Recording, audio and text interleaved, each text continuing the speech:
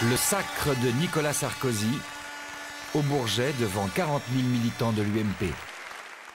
Un nouvel horizon est devant nous. C'est maintenant qu'il faut faire de nos rêves une réalité. Merci à tous.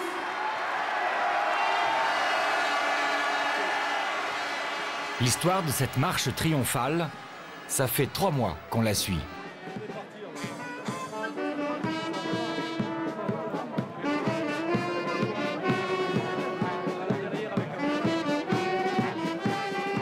Vous le verrez pas là, il s'arrête pas. Allez au podium.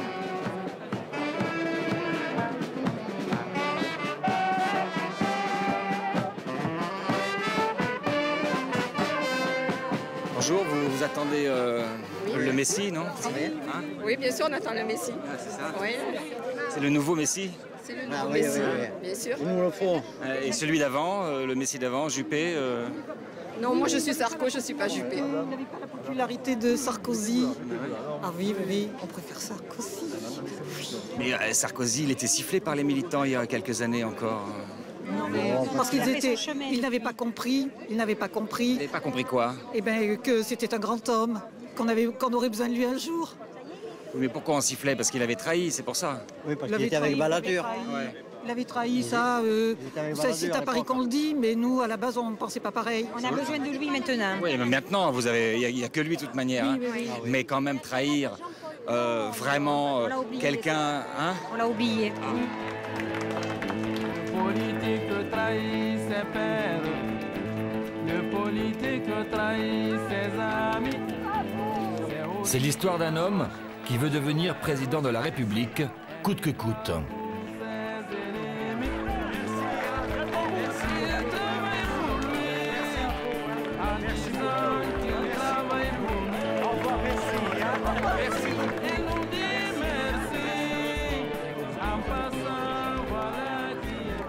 Il doit d'abord s'emparer du premier parti de la droite, l'UMP. Stratégie, séduire les militants.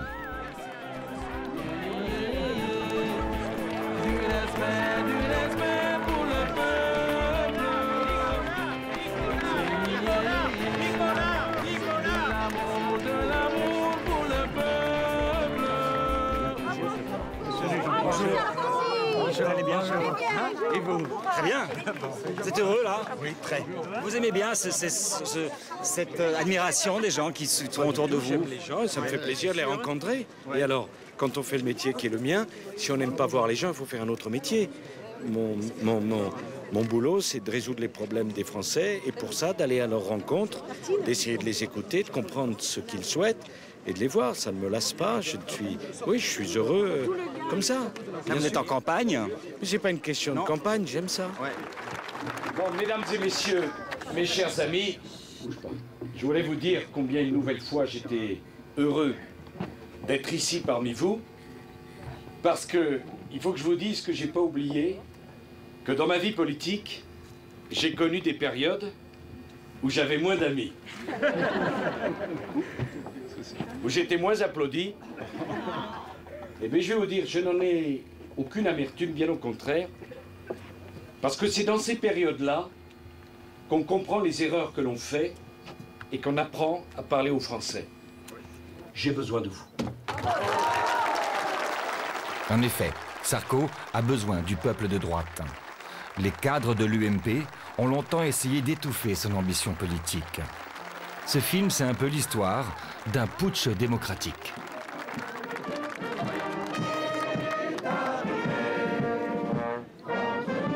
Faut dire qu'il l'a cherché. Après avoir doublé Pasqua en 83 pour la mairie de Neuilly, il abandonnera la famille Chirac pour Édouard Balladur avant la présidentielle de 95.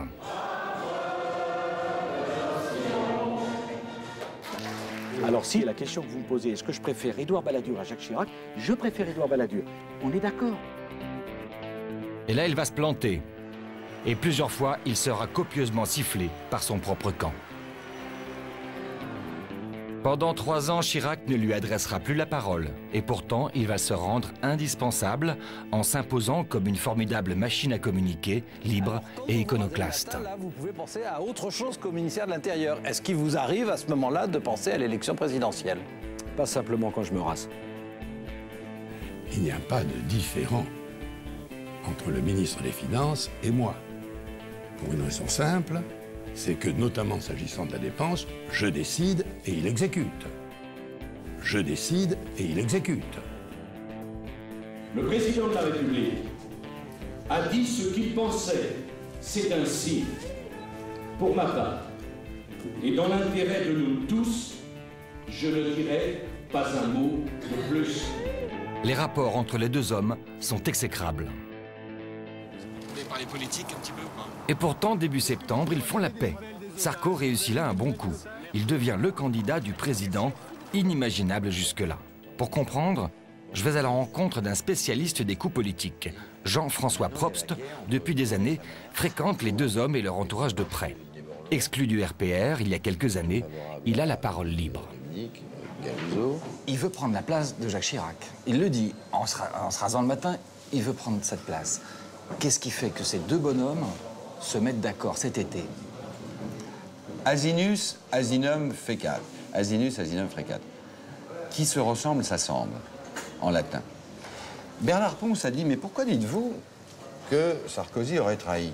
Il n'a fait que faire ce que Jacques Chirac a fait toute sa vie. C'est-à-dire que, sans se raser le matin, Chirac, en 1974, envisageait déjà un jour de devenir président de la République. Sans se raser le matin, Chirac envisageait qu'il valait mieux aider Giscard d'Estaing que Jacques Chaban-Delmas, dont il connaissait sûrement, peut-être pas la fille, mais l'épouse ou la cousine. Sans se raser le matin, Jacques Chirac a pris à la hussarde l'UDR. Jacques Chirac a fait à peu près ça toute sa vie, donc ils se connaissent, ils se comprennent. C'est pour ça que je dis, avec un peu de sourire ironique, Jacques Sarkozy et Nicolas Chirac. Il est loin d'être élu qu'il se comporte déjà en chef de l'UMP. Sur les courants, vous êtes d'accord? Il réorganise le parti du président à son avantage, tout en préservant la diversité du parti. Il rassemble les libéraux, les centristes et les gaullistes. L'UMP est dans un tel état qu'ils n'ont plus le choix. Je vais voir un gaulliste historique, un des derniers gardiens du temple. Il y a encore quelques années, 3-4 ans, il était sifflé dans les meetings du RPR. Les résurrections en politique prouvent que l'on a beaucoup de qualités. Confiance, vous avez confiance? Oui, toujours en confiance en quoi? Ben en lui. Oui. Oui. Oui. Bien sûr. C'est pas un gaulliste, lui. Écoutez, le gaullisme, c'est de l'empirisme, c'est l'adaptation à des situations qui évoluent. Si vous restez avec des idées fixes, avec une idéologie du passé, alors vous êtes sûr de vous planter. Très bien. Merci, voilà. Monsieur Pandreau. Bon courage. Ouais.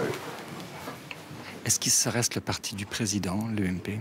Ça reste le parti du président et ça sera le parti du président pour une raison simple, c'est qu'on ne peut pas séparer l'un et l'autre puisque et l'UMP sous l'égide du président de la République ont pris les mêmes engagements devant les Français pendant 5 ans. Donc se séparer n'a pas de sens, ça veut dire se renier sous une forme ou sous une autre. Parce que pour M. Sarkozy, c'est plus le parti du président. J'ai entendu le contraire, mais vous lui poserez la question.